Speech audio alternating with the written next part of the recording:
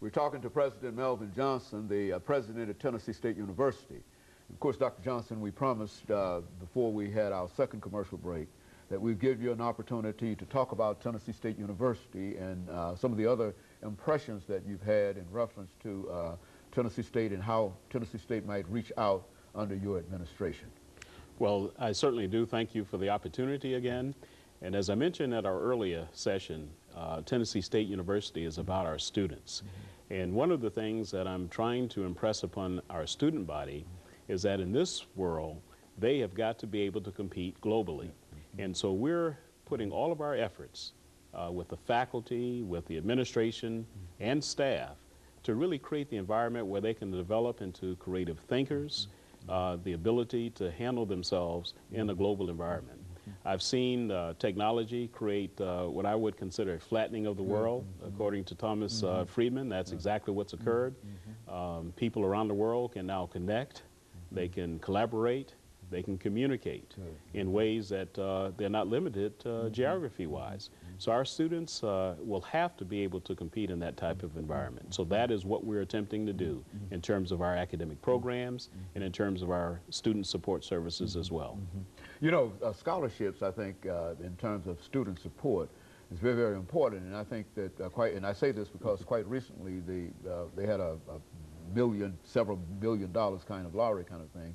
And I think Tennessee got more than $6 or $8 million out of that.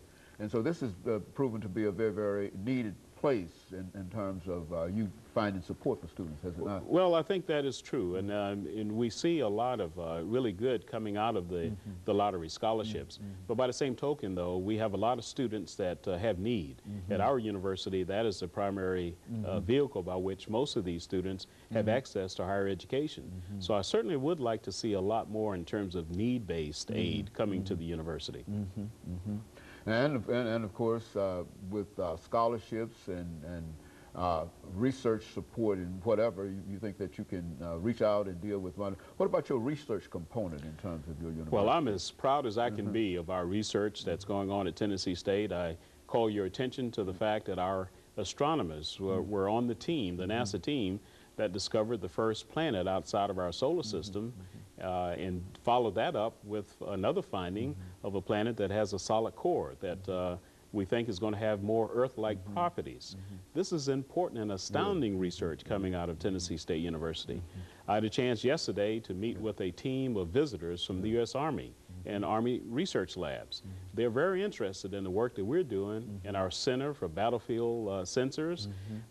We can actually take a lot of the load off of our soldiers that are out there in the field. And this research with robots is going on right now. We actually purchased a robot just recently, $60,000. That robot is being used in Afghanistan right now.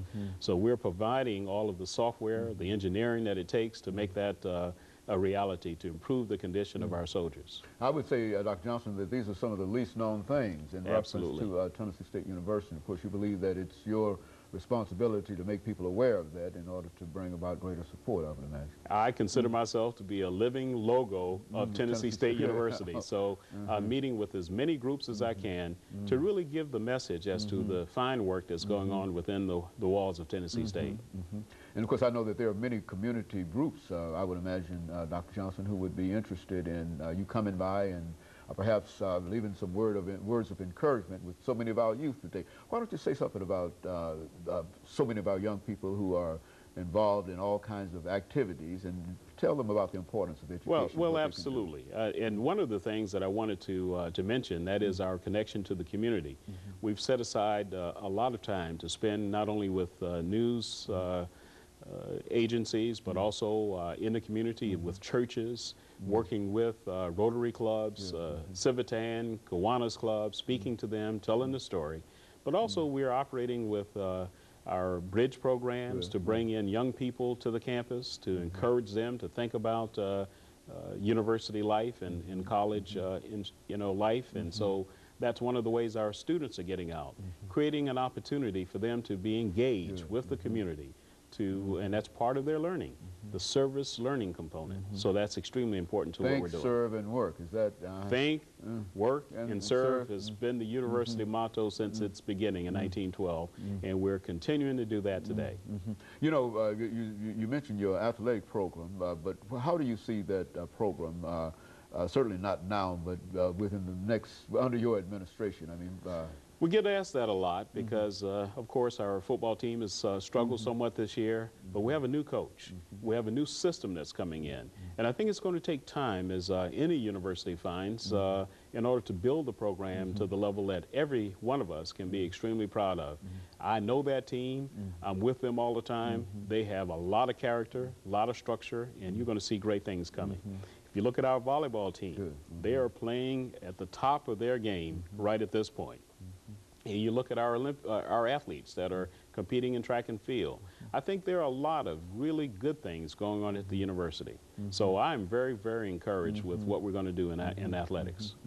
Very good. And of course, Dr. Johnson, we have about four and a half or 5 minutes, and this will give you an opportunity to perhaps talk about some of the things that you wanted to make sure that you talked about before you got here. And so we want to give you that opportunity for the next 4 minutes, 3.5 or 4 minutes, to talk about whatever. Okay, well, thank you very much. I just sort of like to reiterate that our vision for the university is an expanded one. It's one of which we can take our students and prepare them for global competition, because that's what I see that they're going to have to be able to do in the future, to make sure that they are embedded with the kinds of technology skills, with the creative decision-making skills that they're going to need to be successful. By the same token, we want to build upon the richness of our faculty, to give them the kind of resource environment that would allow them to continue to have the research discoveries that will actually contribute to the betterment of mankind. And so that's one of the other things that we really want to do. But also we want to make sure that every one of our faculty, staff, and students become external recruiters for Tennessee State University. I've made that a #1 priority for every single person there, to understand how they're part of the educational enterprise that we're trying to create.